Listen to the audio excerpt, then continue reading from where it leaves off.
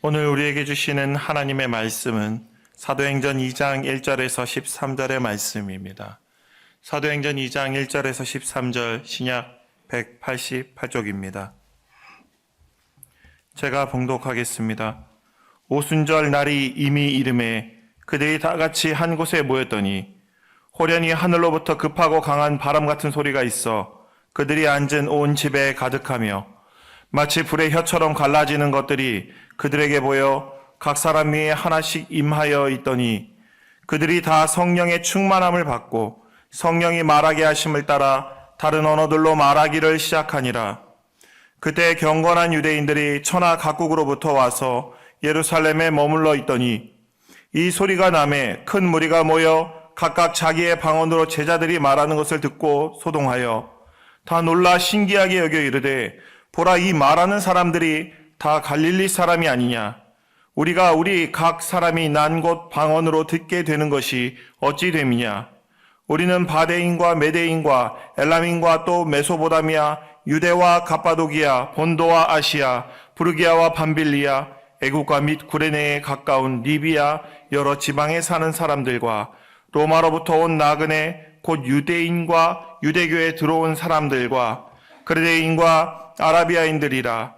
우리가 다 우리의 각 언어로 하나님의 큰 일을 말함을 듣는도다 하고 다 놀라며 당황하여 서로 이르되 이 어찌 된 일이냐 하며 또 어떤 이들은 조롱하여 이르되 그들이 새 술에 취하였다 하더라. 아멘.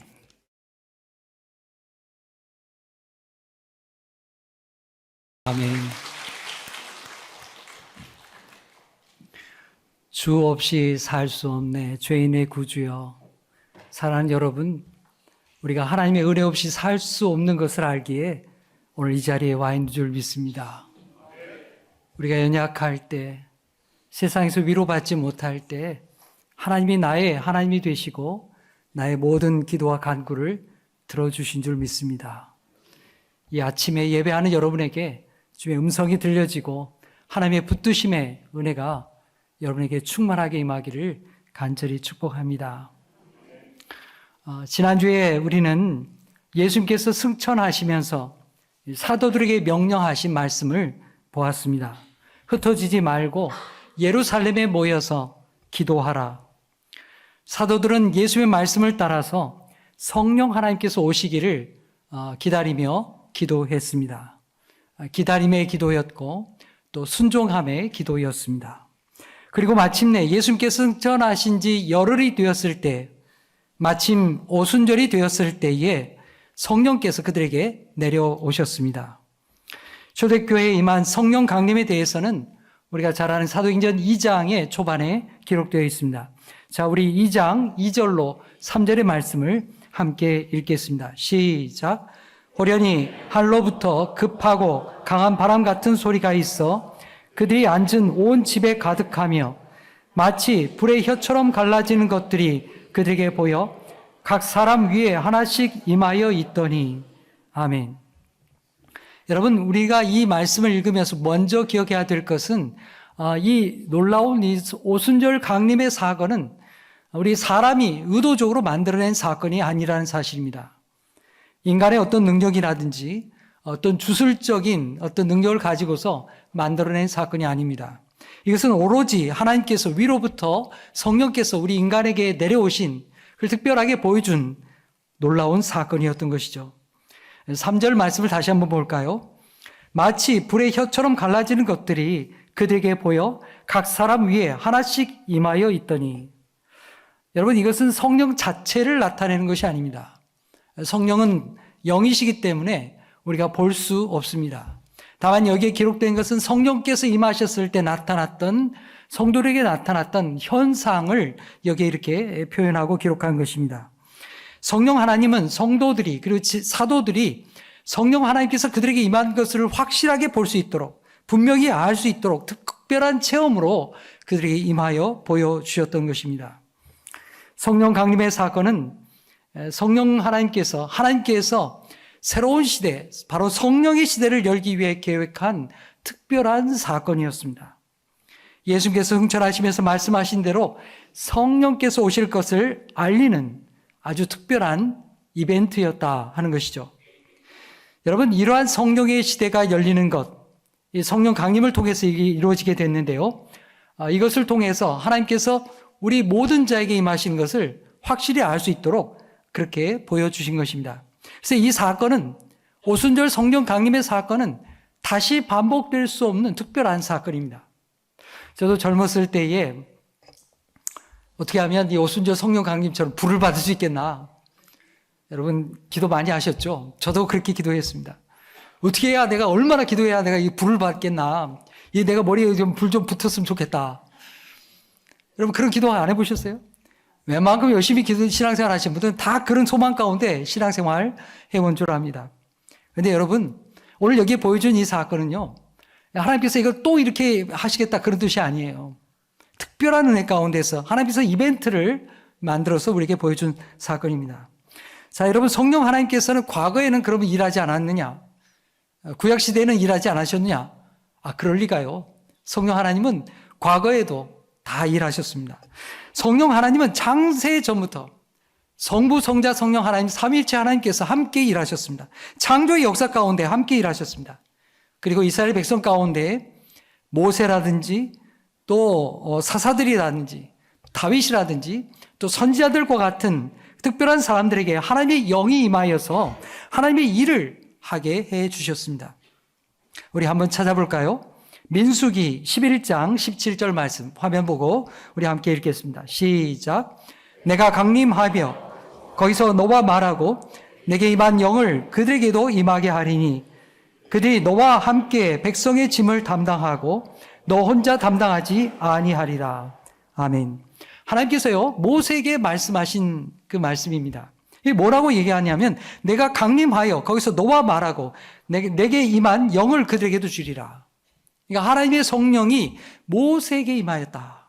하나님의 성령이 모세에게 임한 거예요.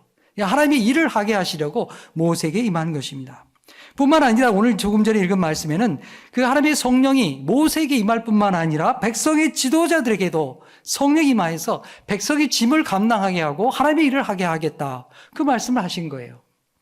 그러니까 성령 하나님은 과거에도 하나님께서 역사하시고 그러나 특별한 사람들을 통해서 하나님의 일을 하게 하셨다는 것을 우리가 알 수 있게 됩니다. 그런데 여러분, 하나님께서는 요엘 선지자를 통해서 우리에게 말씀하십니다. 요엘서 2장 28절, 29절 우리가 잘 아는 말씀인데요. 우리 함께 읽겠습니다. 시작. 그 후에 내가 내 영을 만민에게 부어주리니 너희 자녀들이 장래일을 말할 것이며 너희 늙은이는 꿈을 꾸며 너희 젊은이는 이상을 볼 것이며 그때에 내가 또 내 영을 남종과 여종에게 부어줄 것이며 아멘. 하나님께서 성령을 누구에게 주신다고요? 만민에게, 모든 사람에게 이제 성령을 부어주실 것이라고 약속해 주신 것입니다. 이 하나님의 약속이 마침내 오순절 성령 강림의 사건을 통해서 이루어지게 되었다 하는 것을 우리에게 말씀하는 것입니다.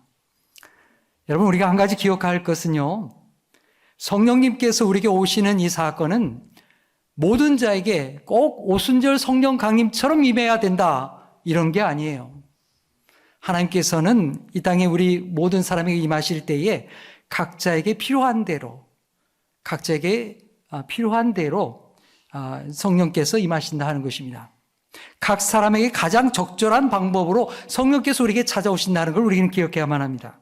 여러분, 예수님의 경우를 한번 생각해 볼까요? 예수님께서 공생애를 시작하시면서요, 요단강에서 세례를 받게 됩니다. 마태복음 3장 16절에 그 광경을 이렇게 자세하게 증언하고 있습니다. 제가 한번 읽어보겠습니다. 예수께서 세례를 받으시고 곧 물에서 올라오실새 하늘이 열리고 하나님의 성령이 비둘기같이 내려 자기 위에 임하심을 보시더니. 여러분, 예수님께서 공생애를 시작하는 아주 정말 중요한 순간이 아니겠습니까? 그런데 그때 성령께서 임하시는 모습이 어떻다고 말씀하십니까? 오순절 마가의 다락방에 임한 성령님과는 사뭇 다른 모양으로 임하는 걸 볼 수 있습니다. 아주 고요하게 마치 비둘기가 임하는 것처럼 그렇게 임하셨다. 성령의 강림을 그렇게 묘사하고 있는 것입니다. 여러분, 이렇게 성령께서는요, 필요에 따라서 각자에게 다르게 임하신다는 것을 우리에게 증언하는 것입니다. 중요한 것은 성령께서 임하셔서 우리에게 무엇을 하시는가? 우리에게 예수 그리스도께서 부활하신 것을 증언하시고요. 우리의 구원을 증언하시고 또 우리가 하나님의 자녀가 된 것을 증언하신 분이 바로 성령 하나님이십니다.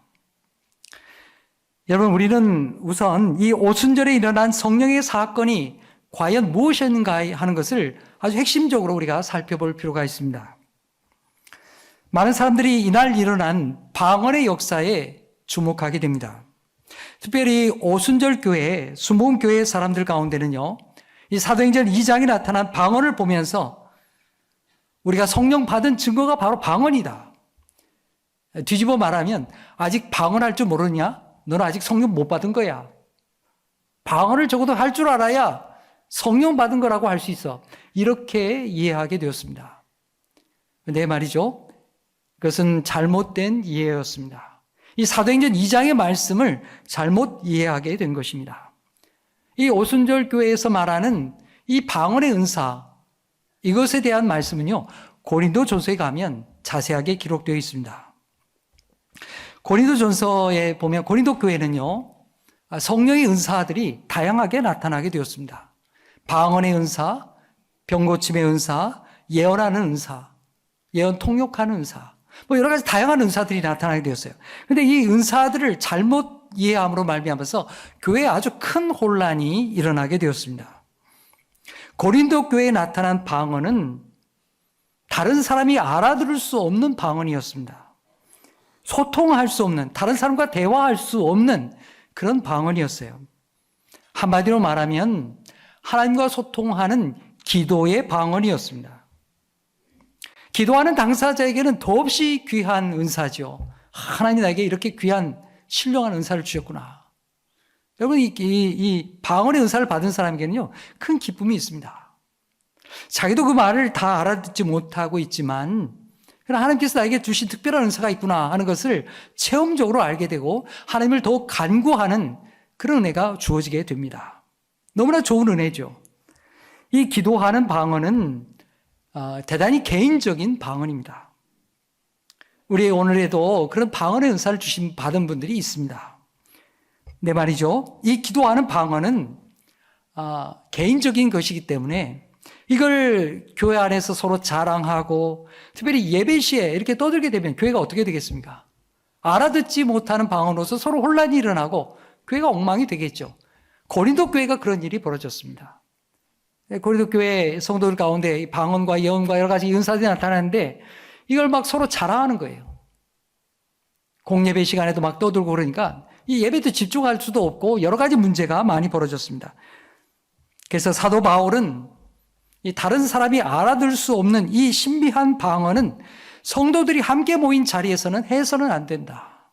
공적인 예배 자리에서 해서는 안 된다. 다만 이것은 신령한 방언이기 때문에 개인적으로 혼자 기도할 때, 하나님 앞에 기도할 때 하라고 허용해 주었습니다. 이 개인적인 방언이에요. 이에 반해서 오늘 우리 본문에 나오는 사도행전에 나타난 방언은 이 고린도 교회에 나타났던 그런 방언이 아닙니다. 우리가 일반적으로 소통하는 언어의 방언입니다. 여러분, 우리 말에도 방언이란 말을 쓰잖아요. 이 방언은 지방의 언어를 말할 때 방언이라고 얘기합니다. 제주도 사람들이 쓰는 방언. 요즘 제주도 사람들도 다 표준말 써요. 드라마나 되니까 대조말 쓰고 그러죠. 웬만해서는 그 방언이 다 사라졌어요. 그런 방언을 우리가 뭐라고 얘기합니까? 제주 방언이라 이렇게 하죠. 그 지방에서 사용하는 언어, 그 사투리, 그걸 방언이라고 얘기하는 겁니다.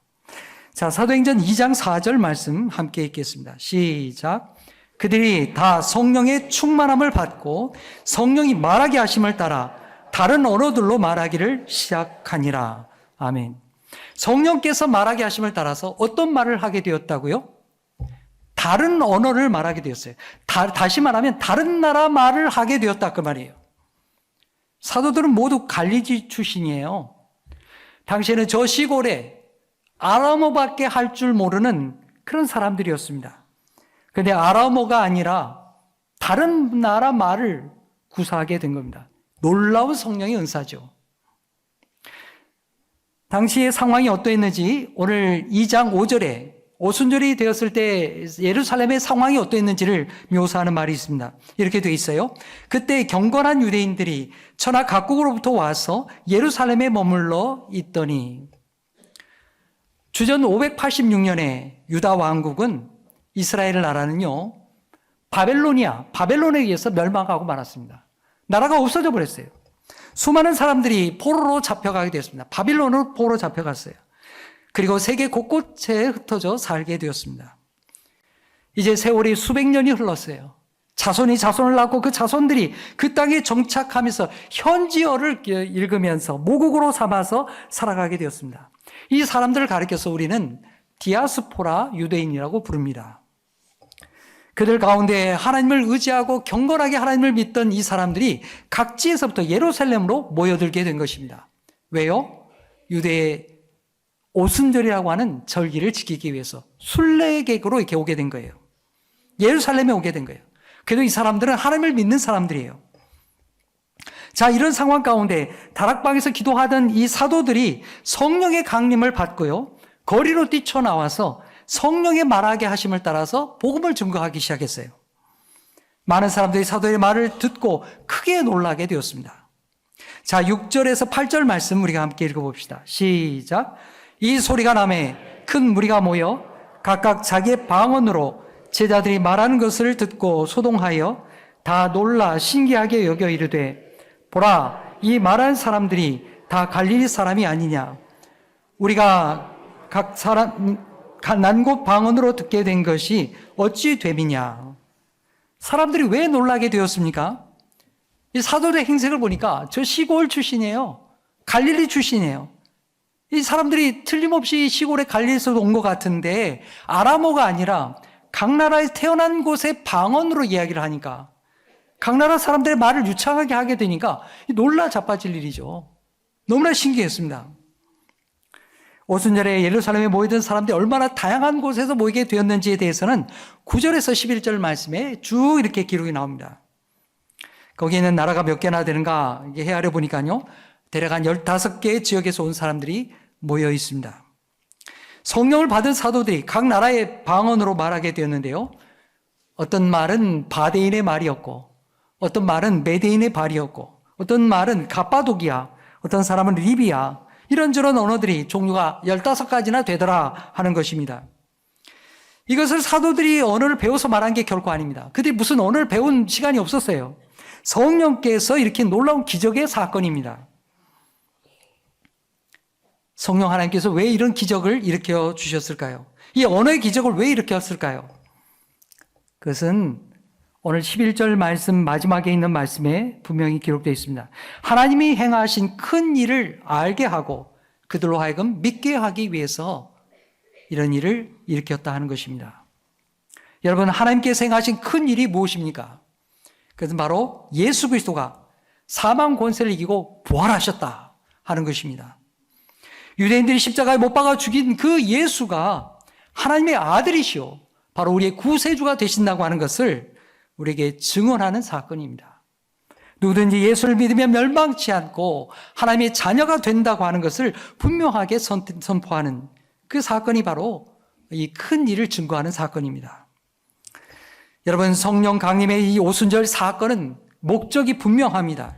바로 예루살렘에 모인 사람들에게 예수님이 부활의 주님이시오, 바로 우리의 구세주가 되신다고 하는 것을 증거하기 위해서 하나님께서 계획하신 놀라운 이벤트였습니다. 하나님이 아주 주도적으로 계획한 놀라운 사건이에요.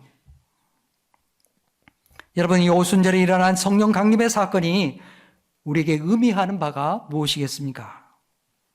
이 사건은요, 단순히 성령이 오셔서 신기한 일을 벌이셨다, 참 신비한 일이 일어났구나, 아니 성령이 오셨구나, 이걸 증명하는 데 있는 것만이 아닙니다. 그보다 더 높은 차원의 의미가 있습니다. 이날 무슨 일이 일어나는 것일까요?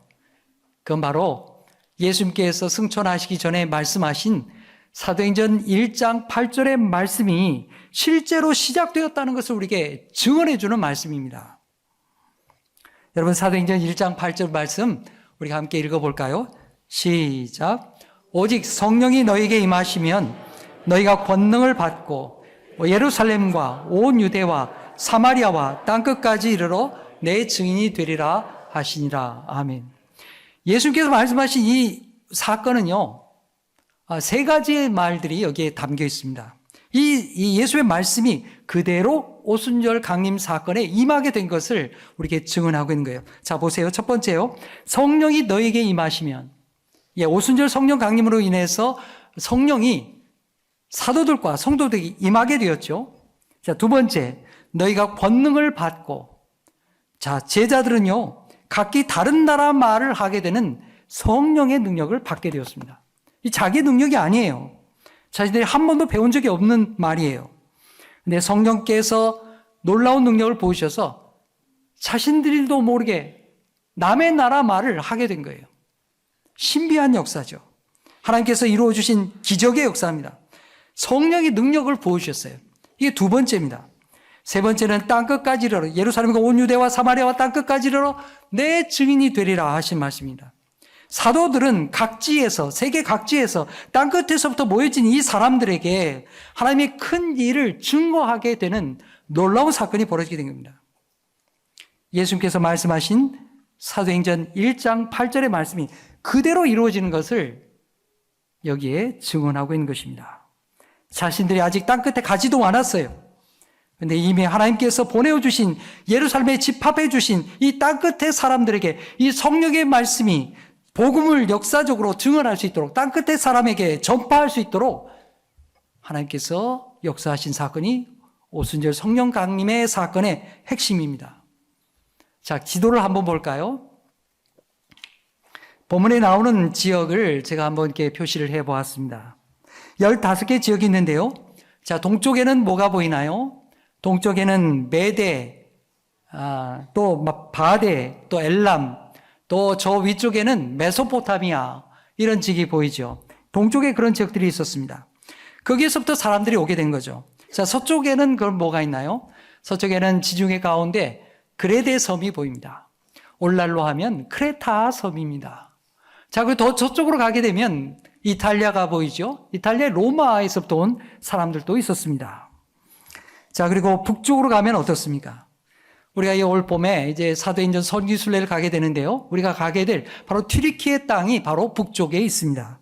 본도, 부르기아, 아시아, 밤빌리아, 갑바도기아라고 하는 이 지역들로부터 온 사람들, 이 사람들이 여기에서부터 예루살렘으로 오게 된 것입니다. 남쪽에는 어디에 있습니까? 남쪽에는 이집트, 애굽이죠. 리비아, 그리고 더 멀리는 아라비아 지역에 가서 온 이 넓은 지역에서 온 순례자들이 바로 예루살렘에서 모여지게 되었던 것입니다. 자, 지도 거두어도 되겠어요? 전 세계에 흩어져 살고 있던 유대인들이 예루살렘에 모이게 된 것이죠. 여기에 모인 사람들은 명절이 끝나면 다 자기 나라로 돌아갈 사람들입니다. 이들을 통해서 세계 각 지방으로 예수 그리스도의 복음이 전파될 수 있게 하셨던 것입니다. 하나님께서 땅끝으로 예수 그리스도의 복음을 전하기 위해서 아주 특별한 사건을 예루살렘에서 일으켜 주신 것입니다. 그런데 여러분, 우리가 꼭 주목해야 될 한 가지의 사건이 있습니다. 그 말이죠. 이 복음의 전파를 위해서 하나님께서 세계 공용어를 사용하지 않았다는 것입니다. 당시 세계의 공용어가 무엇이었을까요? 당시의 세계 공용어는요, 헬라 말이었어요. 그리스 말이었어요.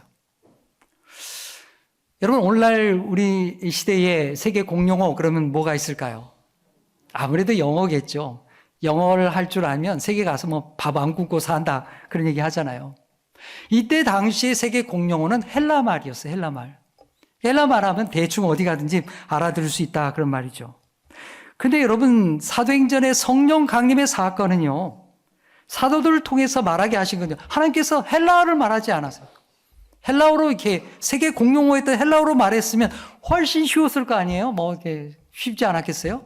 근데 하나님께서는 공용어를 사용하지 않고 제자들에게, 사도들에게 각 지방의 언어로 말하게 했습니다. 각 지방의 언어로 말하게 했어요. 성경에 나온 것만 해도 15개 말이 나와요. 왜 이렇게 하셨을까요? 신기하잖아요? 왜 이렇게 하셨을까? 뭐 이게 구창게 이렇게 뭐 다양하게 이렇게 하실까? 그것은 여러분, 하나님 나라의 복음은 로마 제국의 복음과 다르기 때문입니다. 로마 제국은요, 전쟁을 통해서 정복하고 빼앗는 권세예요. 군림하는 권세입니다.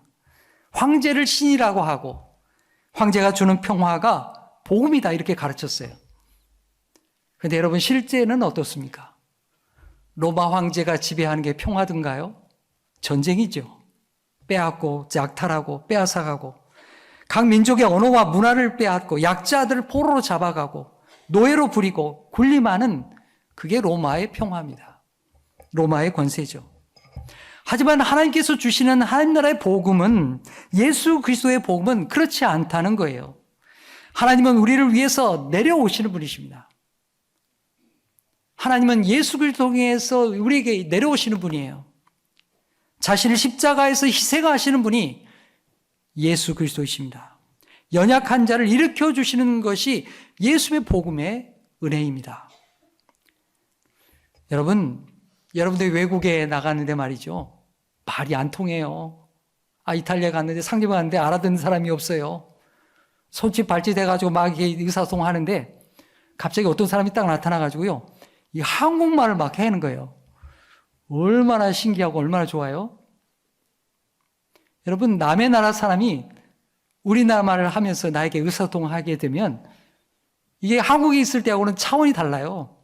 외국에 나갔는데 내가 말 못해가지고 뭐 쩔쩔매고 뭐 문제 해결이 안 돼가지고 뭐 어떻게 해야지 뭐 사고가 났다. 말을 못하잖아요. 뭐 해결이 안 되잖아요. 쩔쩔매고 있는데 한국말 잘하는 사람 딱 와가지고 내게 딱 얘기를 하면 얼마나 속이 시원한지 몰라요. 여러분 그러지 않겠어요? 여러분 외국에서 대사들이 오든지요. 아니면 해외 유명 인사들이 우리나라에 오잖아요. 그럼 텔레비전에 나와가지고 우리 한국말을 못해도 적어도 인사말 정도는 하잖아요. 인사말. 안녕하세요. 반갑습니다. 요렇게 인사하잖아요. 일부러 그렇게 하는 거잖아요. 그렇게 하는 까닭이 뭡니까? 내가 당신들을 존중합니다. 당신들을 환영합니다. 그런 뜻이 거기에 담겨 있는 거잖아요. 우리가 이렇게 외국 사람이 나의 말을 하게 될 때에 내가 참 존중받는 거구나. 나를 귀하게 여기는구나. 그런 마음이 탁 들지 않겠어요? 여러분 성령 하나님께서 바로 그 일을 하시는 거예요. 바로 그렇게 하시는 겁니다. 각 나라에서 각 지방에서 모여든 유대인들, 이 사람들은요 변방의 사람들이에요. 주목받지 못하는 사람들이에요. 포로기 가운데 자기 나라에 돌아오지 못하고 유대 본토에 돌아오지 못하고 아주 그냥 우리 옛날식으로 말하면요 서자처럼 여김받고 사는 사람들이에요.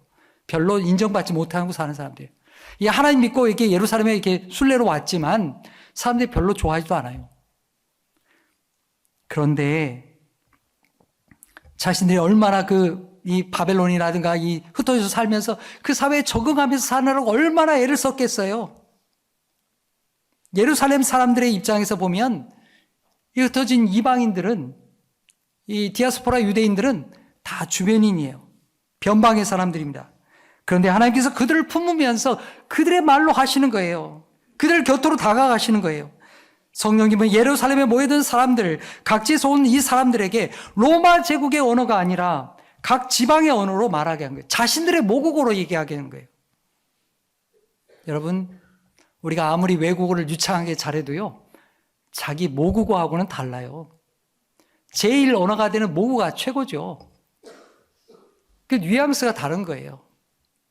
우리가 한국말로 이렇게 의사소통하는 것과 외국어로 하는 것은 차원이 다르죠. 여러분, 성령 하나님께서 우리 제자들을 통해서 사도들을 통해 가지고 이런 다양한 방언으로 이렇게 얘기를 하게 하는 까닭이 뭐냐 하면 각 사람의 그 모국어로 예수 그리스도의 복음을 듣게 하시는 거예요. 그들이 자신의 언어로 예수 그리스도를 알아들을 수 있도록 그렇게 말씀하신 거예요.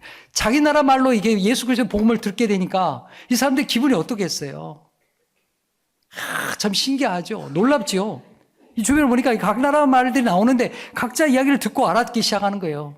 하나님이 동시통역을 막 해주시는 거예요. 감탄을 하게 되죠. 놀라운 일이구나. 그렇게 자기 모국어로 이 예수의 복음이 들려지게 될 때 그 말씀이 귀에 쏙쏙 들어오게 되었을 거예요. 야, 참 신기하다. 예수님이 그렇게 이 땅에 귀한 분이시구나. 그들이 순례를 마치고 자기 고향에 돌아갔을 때 계속해서 생각났을 거예요. 야, 어떻게 하면 이 말씀을 더 들을 수 있을까? 어떻게 이 말씀을 좀 더 들을 방법이 없겠나? 그런 마음이 그들에게 들어졌을 겁니다. 그리고 그 복음의 씨앗이 나중에 이제 바울 사도가 아까 보았던 이 튀르키예 또 유럽 지역에 이렇게 복음이 증거될 때에 그 지역들 다시 순례하면서 이렇게 복음을 전도하는 거예요. 그렇게 되었을 때에 본도, 아시아, 마케도냐 이런 지역에 있던 이 유대인들, 흩어졌던 이 복음을 들었던 이 사람들이 예수님께로 돌아오는 아주 놀라운 결실을 맺게 되는 결과를 가져오게 되었던 것입니다.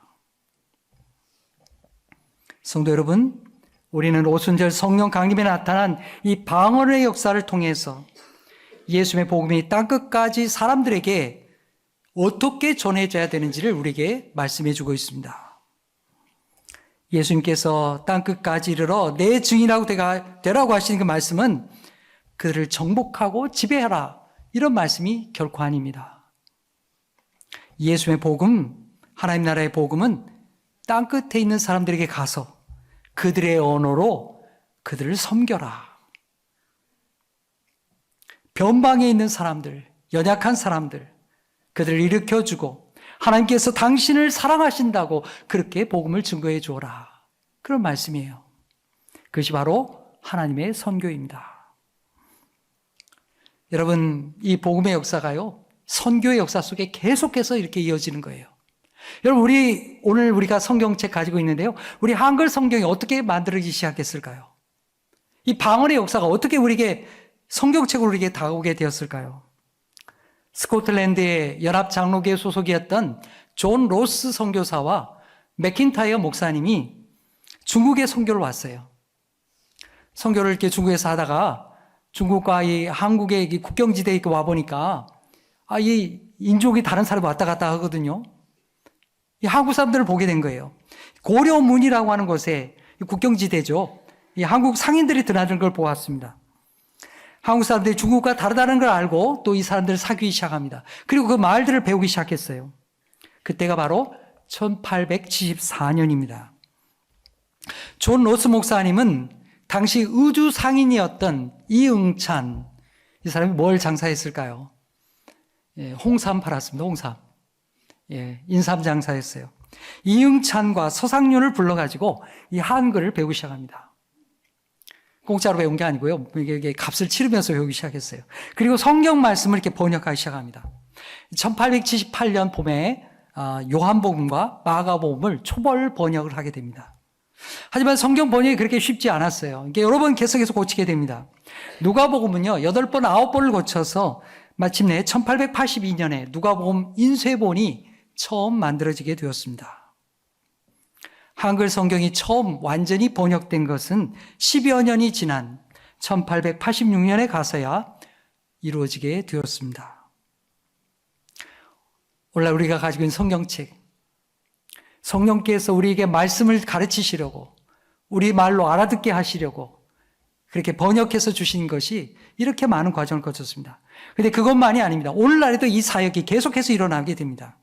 선교사님들 가운데는 WBT 또는 GBT라고 하는 성경 번역 선교회 선교사님들이 있습니다.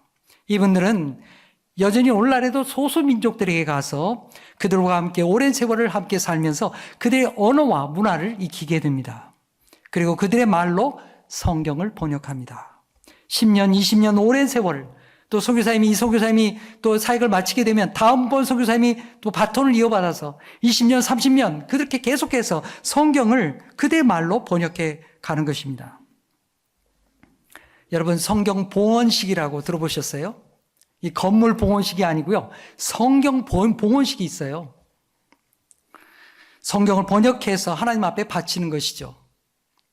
작년 2023년 8월 10일 날 인도네시아 파푸아주에 있는 완본족 교회에서 완본족을 대상으로 한 신약 성경과 또 창세기 성경 봉헌식이 있었습니다. 선교사님들이 오랜 세월 그들의 언어와 문화를 익혀서 그들의 언어로 하나님의 말씀을, 예수 그리스도의 복음을 들을 수 있도록 번역하고 가르칠 겁니다. 바로 오순절 성령 강림의 사역을 오늘날에도 계속해서 이루어가게 되는 것입니다. 자, 이제 말씀을 정리하겠습니다. 우리 요한계시록 7장 9절로 10절 말씀 우리 함께 읽어보겠습니다. 시작.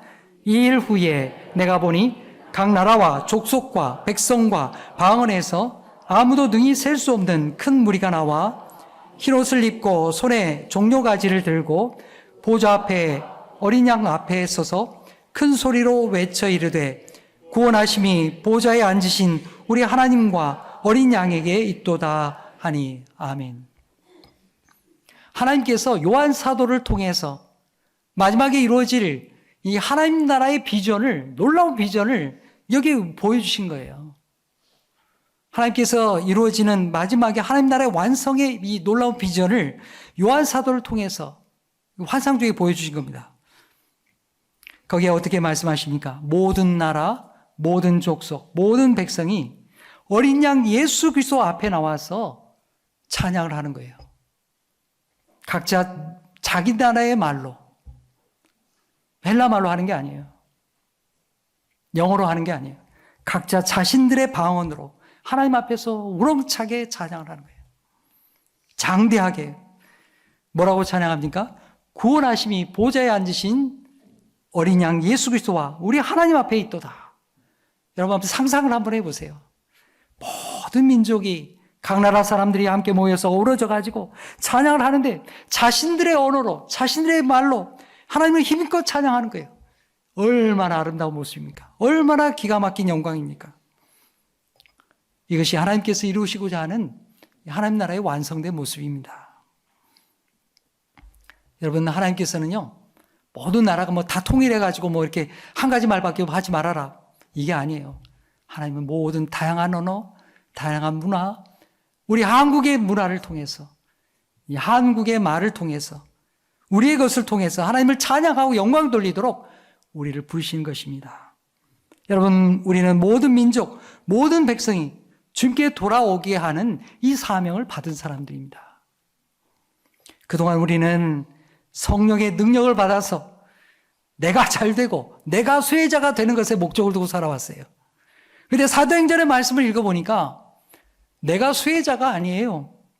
다른 사람이 구원받게 하는 것, 다른 사람이 하나님 나라의 백성이 되게 하는 것, 다른 사람에게 하나님의 선물이 가게 하는 것, 그것이 사도행전의 목적이에요. 성령님은 오늘 우리를 가까이에 있는 땅끝의 사람들에게 우리를 보내십니다. 그들을 섬기게 하십니다. 사랑하는 여러분, 올 한 해 한 사람을 여러분 가슴에 품을 수 있기를 바랍니다. 여러분 함께 따라해 보십시다. 하나님, 올해 나도 한 사람에게 복음을 전하게 해주세요. 아멘. 아멘. 사도행전의 말씀이 바로 그거예요. 우리도 성령의 능력을 받아서 나만 잘 되는 것이 아니라 성령의 능력을 받아서 가까이 있는 한 사람을 구원하고 하나님의 큰 일을 알도록 그렇게 그들의 언어로, 그 사람의 언어로 예수 그리스도의 복음을 증거하는 하나님의 사람 되기를 간절히 축복합니다. 기도하겠습니다. 우리를 부르셔서 구원받게 하시고 땅끝으로 보내시는 하나님 아버지, 우리에게도 성령의 능력을 주시옵소서.